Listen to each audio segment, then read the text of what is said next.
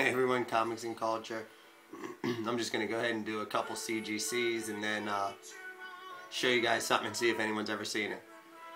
Try to stay out of the way so I don't glare too much. I still have the same iPhone, no new camera yet. Haven't gotten to the store for it. These are some Warren yearbooks. This is Eerie 1970 yearbook. And this is Creepy 1970.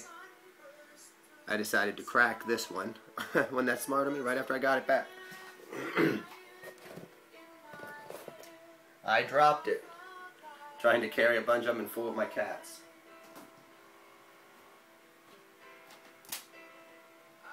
And then the next one is Creepy 1978. Just an ad for the Valiant reprints on this one. This one's a 9.8. That one was a wonderful one.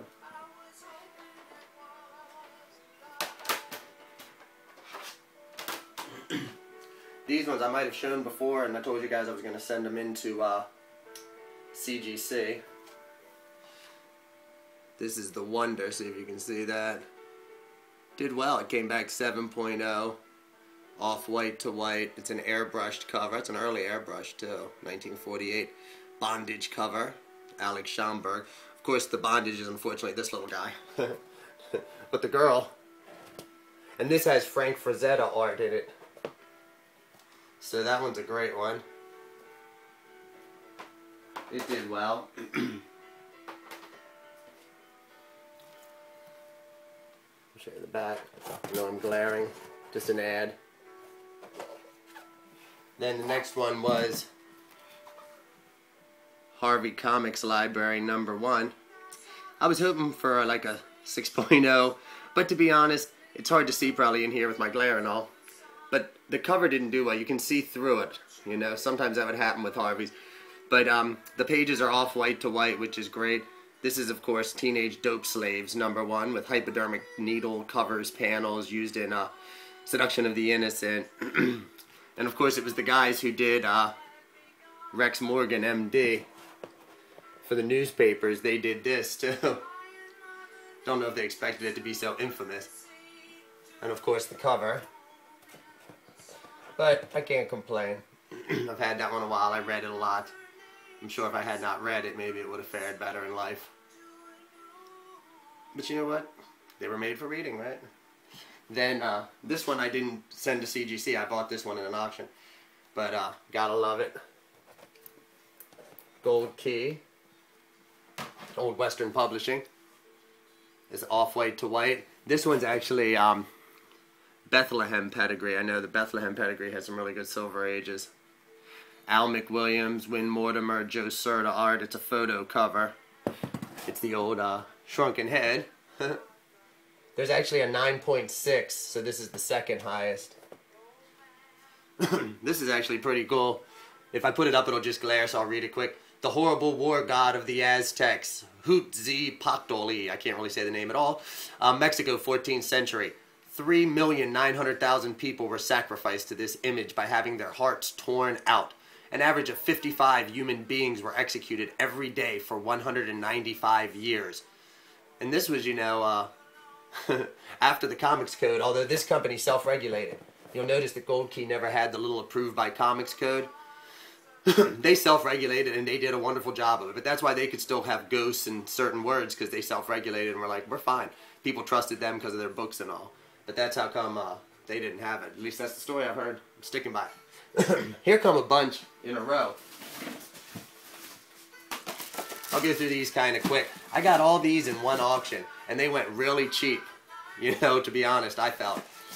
They're all really poor copies, and it's because of the reason that most of them are incomplete. You know, which is no good, but in the case with some of these old copies, I ended up getting a lot of these, and they're CGC'd. For literally, they were like $3 a piece because they came in a big auction with a bunch of other stuff. This one is a 0.5. So that's horrible. It's a Daredevil. It's a 0.5 because it's missing, although it has off-white to white pages. It's missing an ad somewhere along the way. What is it? It's missing the centerfold, so that affects everything. Then we have Black Rider. cool Joe Manili cover. That's also a 0.5. Same reason.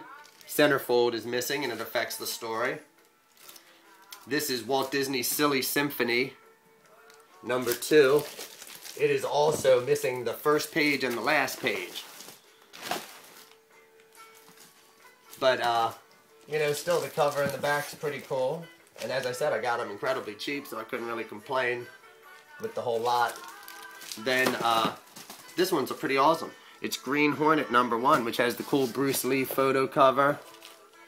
Hold on, let me keep it a second, sorry. Glared it up. And then the cool back. With Bruce's Kato there. Trying not to glare it up. Bruce over in the corner. But it's also incomplete. 1/2 of the 14th page is missing. Now the rest are all qualified. This is a 7.0 with off-white. It's Tomb of Dracula, and I actually needed this Tomb of Dracula. Someone cut out the Marvel stamp, so it doesn't affect the story, you know. So honestly, I don't think that's really that big a deal.